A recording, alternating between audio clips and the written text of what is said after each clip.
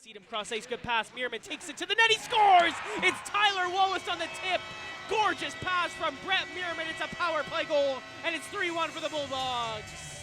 Ziegler is going to get a penalty for that, but first in front, it's Wallace between the legs. He scores! Are you kidding me? Tyler Wallace with a phenomenal goal in front. It's Tyler Wallace out in midair with a beautiful goal. It's 42 now for Tyler Wallace. It's on the power play. It's 4-1, and the Bulldogs stay on the man advantage. You know, shot from the point from Willock. They took away kind of the wings for the one-timer for both Seedham and Meerman, so Willock just lets it go through. Right. Borso's Let's go. Talking to the 20-year-olds, we're talking to Tyler Wallace. South final, lost to the Bandits, but second in the league, so second in the South, third in the league in the regular season.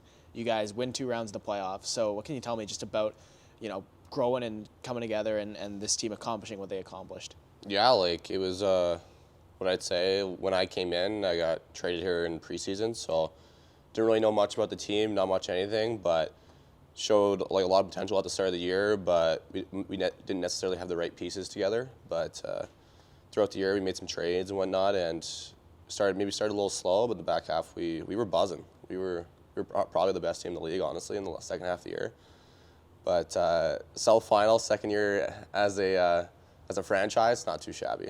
No, totally. I was just going to ask, like, as far as the guys in that room go, and even just yourself, right? Like, you score 42 goals this year. You lead the league, right? Like, and again, as much as the goal was the goal was to be in that final, right? Yeah. And coming up short is obviously disappointing, but everything else, like, how proud are you, both of the team and even just of yourself, because your season was just unreal? Yeah, I know. I'm so proud of the team. Like, the adversity we gone through this year, whether it was like injuries or suspensions or just for the amount of ice time the guys had in the playoffs, like stepping up and whatnot, with only having like 9 forwards, with like Jane Jolly and Lane Loomer just getting hurt. But yeah, it was huge. I'm so proud of us. But yeah, once again, like, I also had a great year and very happy for myself. But hoping to hopefully carry that over into next year when I go into Niagara. Yeah, Niagara in the NCAA is your next year. But we'll kind of rewind to last year. Great season with the Oil Barons, right? 23 goals, you're a point per game. But you get moved from Fort McMurray to Blackfalds in the offseason. Did that kind of come out of nowhere? No, I didn't come out of nowhere. No, I asked out. I wanted to be closer to home for my last year of junior hockey. So the fact that Fort Mac was able to trade me here, I was happy. So, but I just felt like I needed to move. So, yeah. Hour and a half from Calgary, not quite as much of a trek as Fort McMurray is. It's a little less than 7 hours. Yeah, so I'll take it. Yeah, I'll take that to get home. And so you get here. Obviously, whether or not you were surprised by, whether or not you were happy with being in Fort Mac, moving here, there was always going to be like a little bit of an adjustment period and being integrated into the team. So whether it happened right away, whether it happened when you guys started playing well, whether it only happened recently, right? Like, when did you really start feeling at home, both in this room and then really just being home in Blackfalds and in this rink? Yeah, no, it was pretty crazy. Like, it was hard to get traded because Fort Mac, that was 3 years of my life there, including those long COVID years. So getting moved here was definitely hard on me, and it was a big adjustment. But honestly, I felt pretty accustomed like right away. I'd probably say took me probably the end of preseason to really get, actually I shouldn't say that, it probably took me 2 games into the regular season to really get accustomed to the team, and honestly it just kind of clicked. I think like the 3rd game of the year, I think it was Brooks at home, and yeah, I just felt something happen and felt the chemistry getting there, felt it was improved. I got moved in with Seedham and Meerman, and just kind of the rest is history from there. So you just mentioned Brett Meerman, and I wanted to ask about you guys. He finishes second in the league in points, 94. You finished first in goals with 42. You guys combined for some crazy, crazy numbers this year. You guys played together on the line, and you guys built what was a really, really good and effective power play as well, with you two kind of, driving the bus on it. So I just wanted to ask about your relationship with him, both as a teammate and then as a line mate as well. Yeah, he's a great guy. Like, he's an absolute beauty. Like, I have so much respect and admiration for him and what he's done, especially coming in here last year and probably basically being the only guy with experience in this franchise's first year and helping them move it along and building that character in the locker room. I thought it was huge, but I've known Meerman before I came here a little bit, and I've had a lot of friends that are really close to him. They said a lot of great things. So the fact I got traded, he was like, he texted me actually before I even knew I got traded, which was hilarious. Don't know if that was supposed to happen, but I found that out. But yeah, he's an awesome guy on and off the ice. Like I have so much respect, and he's love to hang out with that guy anytime, any day of the week. So. Yeah, awesome. And you kind of mentioned it a little bit in that answer, just about how this team was kind of built. And, you know, like, as the season's gone on, I've been around you guys more. I got to know everybody more. And, you know, kind of from where I've been sitting, the sense I got is from September to now, the culture in that room has just shifted and it's improved like crazy. So what can you kind of tell me, being in that room, of just the way that team was beginning of the year, and then whether growing closer together, just the way the culture grew and was developed as the season went on to now?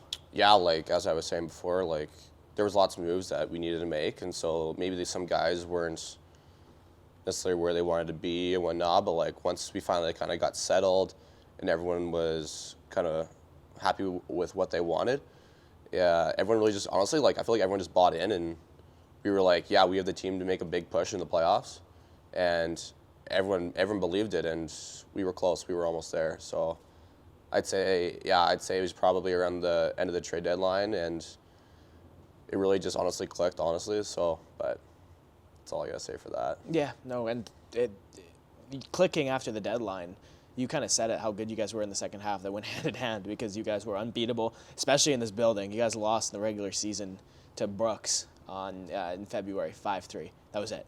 Yeah. You won every other game you played in this building in 2023 until the playoffs. And so for you guys, the guys kind of leading the way, obviously, are any team is the vets, right? And you, Wally, you, Seeds, and Mearsy had the letters of that group of graduates, and obviously that the torch is going to get passed from you three, and just wanted to ask, like, what can you say about the group of 03s, but even just the 04s like Jawls and the 05s like Loomer and Plando, like the guys that the torch is being passed down to? Like you're obviously going to be watching from afar in Niagara, but what do you expect, and what can you say about the guys that are taking over and really now the leaders on this team? Yeah, like I feel like us 20s and 03s and our captain in our leadership group, we really set a good example of like what's expected for how to be a leader and how you should carry yourself on and off the ice, and how to probably lead your team into the playoffs. So I'm hoping those guys took a lot of notes and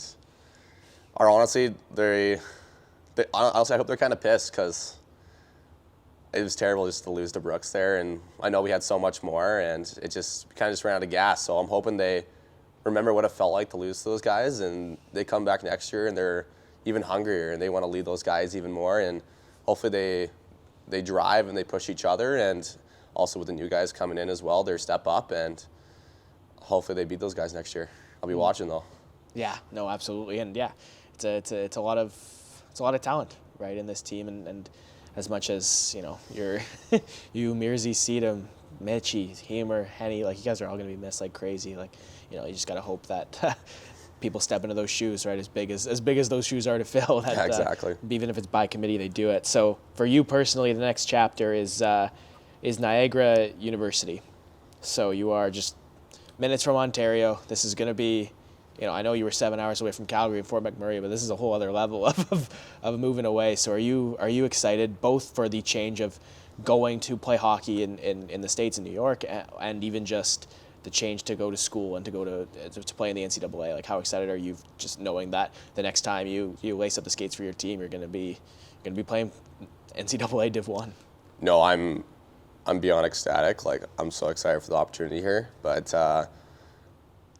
But yeah, so I'm with Fort Mac. I'm kind of used to moving away from home already and not really seeing my family too much. So it won't be too much of a difference moving down there. But I'm excited. They're minutes from Buffalo too, and great campus, great coaches, and they had a really good year this year. And I'm really excited to build upon that and help the team by maybe scoring some goals too when I get down there as well.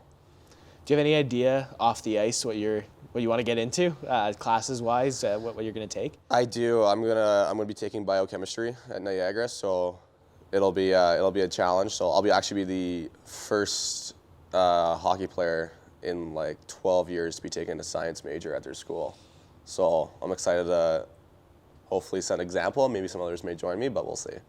Yeah, absolutely. And it's exciting for you, and it's bittersweet, right, for not just me and Scott and the coaches, but everybody in the organization, right? Because there's people that come to watch are coming to watch you, right?